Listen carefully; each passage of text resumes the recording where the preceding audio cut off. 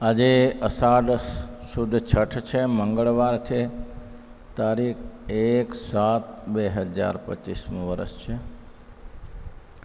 આ વચનામૃત 2 દિવસથી આપણે સત્સંગ કરીએ છીએ. આપણે જાણ્યું કે બંને રીતે કામ થયા કરે છે. કુસંગી હોય અને સંતનો સમાગમ કરે તો મોટી પદવીને પામે છે. કશું ભલે એમ કહેવાય છે કે અંકુર ઉડેવું ન હોય, એનામાં જ્ઞાન વૈરાગ્ય ઇત્યાદિ કાંઈ હોય નહીં, પણ સંતનો સમાગમ કરે તો સંતના સમાગમ રૂપી જેમ વરસાદની એલી પડે અને એમાં વૃક્ષ ઉગી જાય, તેમાં સંતના સમાગમ રૂપી જ્ઞાન વૈરાગ્ય ભક્તિ ઇત્યાદિ ધર્મ સધર્મ ઇત્યાદિ ઉત્પન્ન થાય. બીજું પાસું એવું બતાવ્યું, જો કુસંગનો સંગ કરે તો એ સત્સંગી છે. ઘણા એવાને જોયા કે રાત્રે દિવસ ભજન કરતા હોય પણ કોઈ ના રહ્યા નથી, ક્યાં જઈને બેઠા. ઉતરતા ઉતરતા એમ કહે છે, સોપાન માર્ગે ન કરોતિ શબ્દમ ઠઠમ ઠઠમ વા ઠઠમ ઠમા. હિતોપદેશમાં એમ લખ્યું છે કે એકવાર ઘડો સીડી ઉપરથી છટકી ગયો પછી કોઈ સીડીના પગથિયા ઉપર રોકાશે નહીં, એક છેક નીચે જશે. એ ગંગાનો પ્રવાહ તો છે ભગવાનના ઈંડકટાથી પાણી મીઠું હતું, ઈંડકટા ફોડીને તેથી ગંગાનો પ્રવાહ શરૂ થયો અને ભગવાનના ચરણારવિંદનો સ્પર્શ કરીને આ ગંગાનો પ્રવાહ શરૂ થયો છે. પણ ધીમે ધીમે ધીમે ધીમે પડતા પડતા સમુદ્ર સુધી પહોંચી ગયો અને મીઠું અમૃત જેવું પાણી ખારું થઈ ગયું. આ દ્રષ્ટાંતથી વિચારવા જેવું છે કે ભલે તમે મોટી પદવીને પામેલા, તમે એમ કહો કે મને કંઈ ન થાય, અમે કુસંગી જોડે રહીએ છીએ, એક દિવસમાં ના થાય. એક દિવસમાં થાય, સમય જાતા થાય. વરદરાતની વાત છે કે વરદરાતને અભ્યાસ પ્રાપ્ત થયો નહીં, પછી મરવા માટે જતો હતો. બહેનોને પૂછ્યું કે આવા કાપા કેમ પડી ગયા છે પાણી સીંચનારી, પ્રસિદ્ધ વાત છે. ત્યારે એને કીધું કે આ તો એક દિવસમાં ક્યાં પડ્યા છે, મૂર્ખ છો, આ તો વર્ષોથી પાણી સિંચે. એક દિવસથી કાપા ન પડે જીવનમાં, વર્ષોથી પાણી સિંચાય છે ત્યારે કાપા પડે છે. તેમાં જીવનમાં એક જ દિવસમાં કુસંગ થઈ ના જાય, ધીમે ધીમે ધીમે ધીમે રહેતા રહેતા રહેતા રહેતા એને ભેગો ભળી જાય છે. ધીમે ધીમે સાથે રહેતા રહેતા એનો ભેગો ભળી જાય. એક દ્રષ્ટાંત તમે યાદ રાખવા જેવું છે. એક બ્રાહ્મણ હતા. એ બ્રાહ્મણ એ ભાઈ હરિજનની સાથે એને પેઢી રાખી, કાપડનો ધંધો રાખ્યો. હવે એને તો બધું ધંધાકીય છે ને, પણ એને રાખે અને અડે નહીં. પહેલાં એવું હતું ને, અત્યારે તો કરવા જાઓ ધોકા ખાઓ, પણ પહેલેથી એવું હતું કે ભાઈ કોઈને છેલ્લે જે સફાઈ કામ કરતા હોય એને લોકો ઉજળા લોકો અડતા નથી. એમાં આધો પતન થયું, બીજું શું આપો લોકોને, એમાં ને એમાં એ લોકોનું સ્થાન આવી ગયું. તે હવે એ ભાઈ એવો હતો કે એને પેઢી સાથે લીધી, એને ધંધો સારો ચાલવા માંડ્યો. પણ હવે આ કામમાં ને કામમાં તો એકબીજાને અડાટ તો થાય જ ને ભાઈ. એમાં તો ચા તમે આખો દિવસ તમે દૂર રહો. એટલે પછી ઘરે જાય, તરત સ્નાન કરી આવે, સમનારાયણ સમનારાયણ સમનારાયણ રામ રામ રામ રામ રામ કૃષ્ણ કૃષ્ણ કૃષ્ણ કરે, સ્નાન કરી નાખે. વળી પાછો આવે, વળી પાછો કાંઈક કામમાં ને કામ મળી જાય તો પછી સ્નાન કરવા જાય. તો આ ક્યાં સુધી ચાલે ભાઈ? આમને આમ સ્નાન ક્યાં સુધી ચાલે?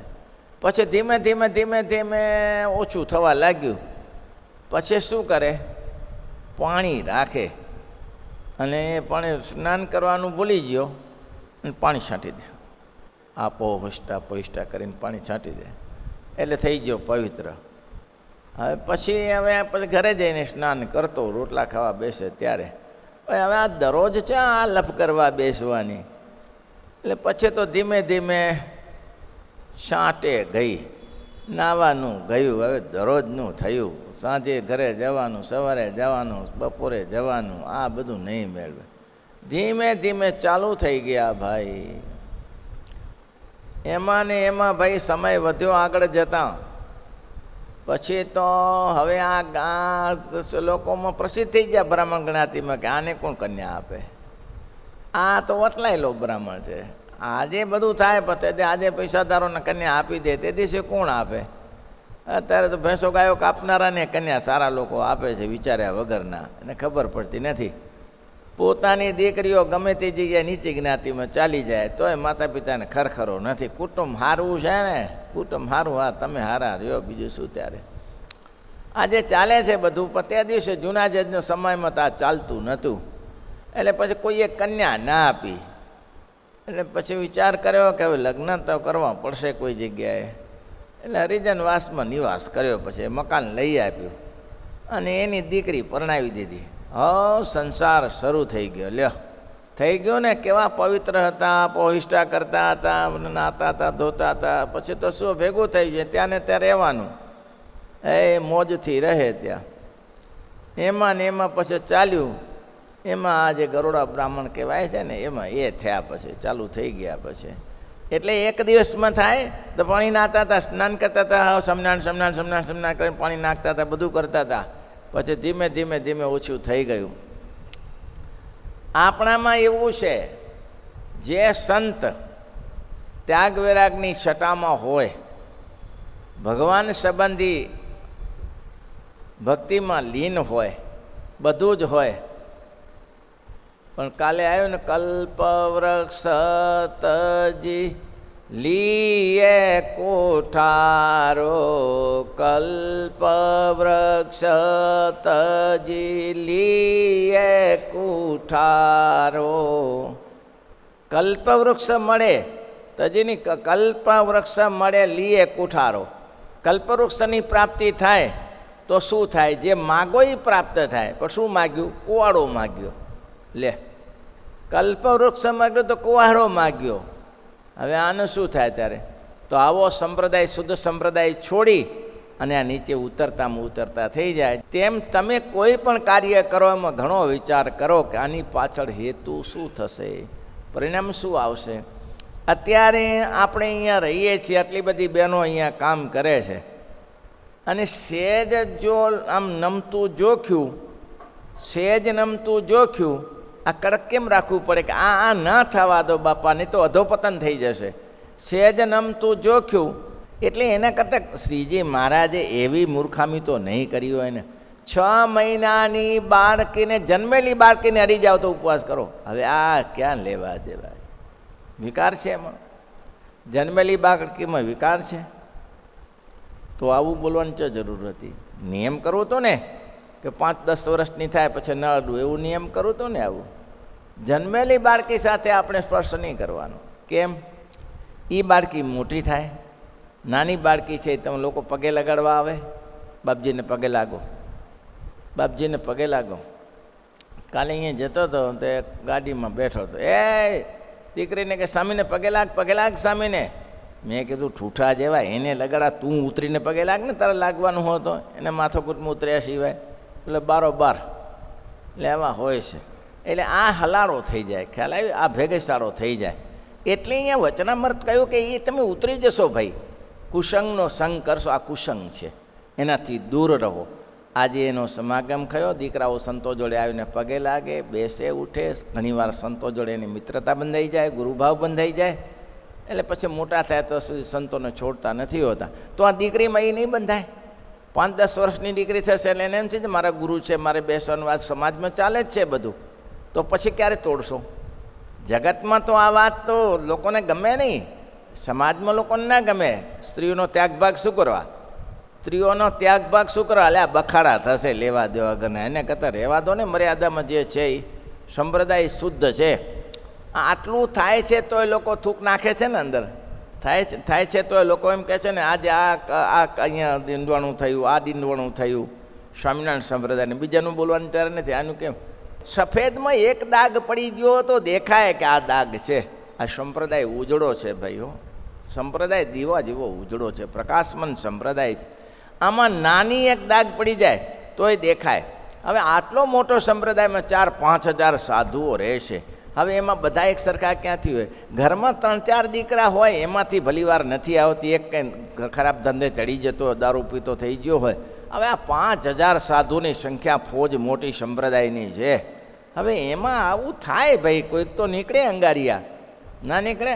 ઓલા મઠ હોય કે મગ હોય ને, એને તમે ચડાવો તો કોઈક ચડે નહીં એને અંગારીઓ કહે. શું કહે?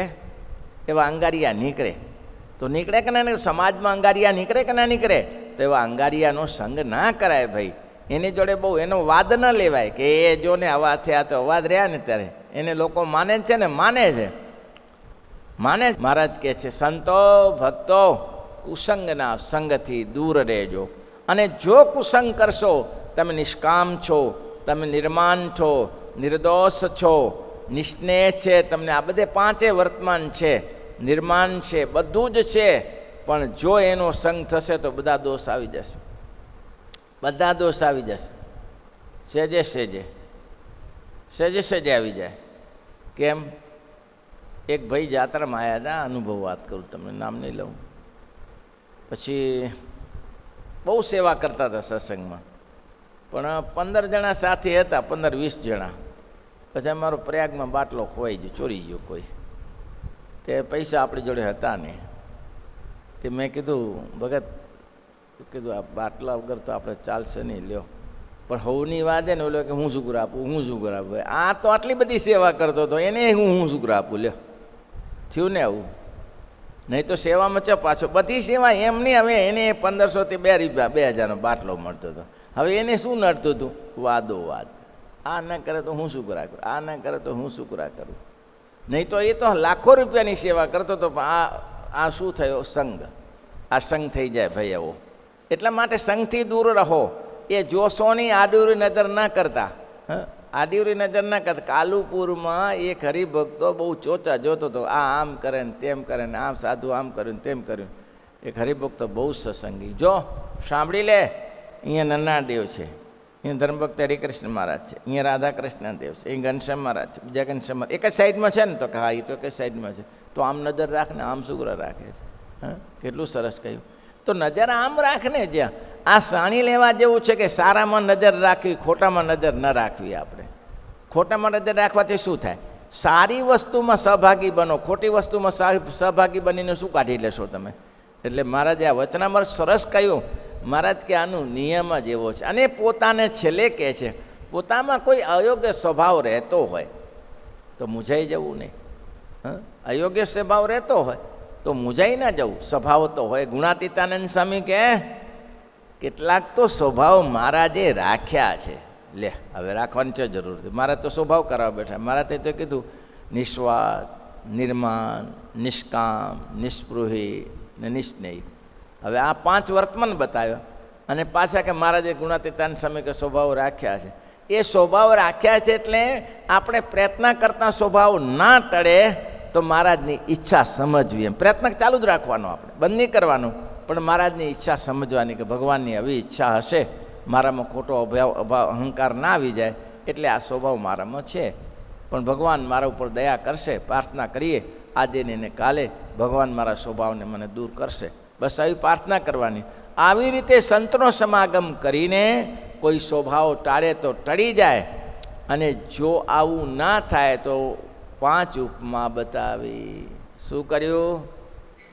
આને કંઈ સમાગમ ન હોય અને સમાજમાં મૂંઝાણો, પોતાનો સ્વભાવ ન ટળતો હોય, કરીને મરી ગયા, કશું ભર્યું. અમે શું ઓછું કર્યું છે? પણ તારા માટે કર્યું છે કે કોઈના માટે કર્યું છે? ભાઈ, તારા સ્વભાવ ટળે તેના માટે કર્યું છે. પછી કે સાધુ એવા જ હોય બધા. આપણે જેમ કામ ક્રોધાદી વિકારો ટળતા નથી, સાધુને ન ટળ, લે નાખ્યું એના ઉપર. તારા સ્વભાવ નથી ટળતા, એમાં બીજા ઉપર શું કરા નાખે? એ તો મહાપાપ કહેવાય. મહારાજ કે અનેક ક્ષેત્રે કુતમ પાપમ તીર્થ ક્ષેત્રે વિનેશતી, તીર્થ ક્ષેત્રે કુતમ પાપ વજ્રલેપ ભવિષ્યતિ. સંતના સમાગમમાં આવીને જે કોઈ પાપ કરશે તો વજ્રલેપ થઈ જશે. હા, અને મહારાજે વચનામૃતમાં એટલું કહ્યું, સ્યાત્મ બુદ્ધિ ગુણ પૈત્રી ધાતુ કે સ્વધિ કલત્રા દસુ ભવમય તીર્થ બોધે સલીલે ન કરે જનેશુ ભિઘ્ન સુસ એવ ગોખર. મહારાજ કે જેવી સંતમાં પ્રીતિ કેવી કરવી? તો જેવી પત્નીમાં પ્રીતિ છે, છોકરામાં પ્રીતિ છે, ઘરમાં પ્રીતિ છે, ઘરના વાસણ કુસણમાં પ્રીતિ છે, ગંગાના જળમાં તીર્થપણાની બુદ્ધિ છે, પવિત્રપણાની બુદ્ધિ છે કે નહીં? ગંગાના જળમાં જગન્નાથ, રામેશ્વર, કોટેશ્વર, ત્યાં કને તીર્થપણાની બુદ્ધિ છે ને? આ તીર્થ છે. એટલા માટે મહારાજે કીધું કે તમારે ધ્યાન રાખવું. શ્લોક નંબર 21, પહેલો જ 21મો શ્લોક. દેવતા તીર્થુ વિપ્રાર્થમ દેવતા પિતૃ જાગાર્થમ અપ્યાદેસ્તે હિંસનમ ન દેવતા તીર્થ વિપ્રાણમ સાધ્વી ન ત સતામપી વેદાનમ ત ન કરતો નિંદાશ્રય ન ચકતી. દેવતાની નિંદા ન કરે, તીર્થાની ના કરો, સાધુ પુરુષોની નિંદા નહીં કરો. એમાં પડી જશો તો બહાર નહીં નીકળી શકો. બહુ મહત્ત્વની વાત કરી છે મહારાજ શિક્ષાપત્રીમાં.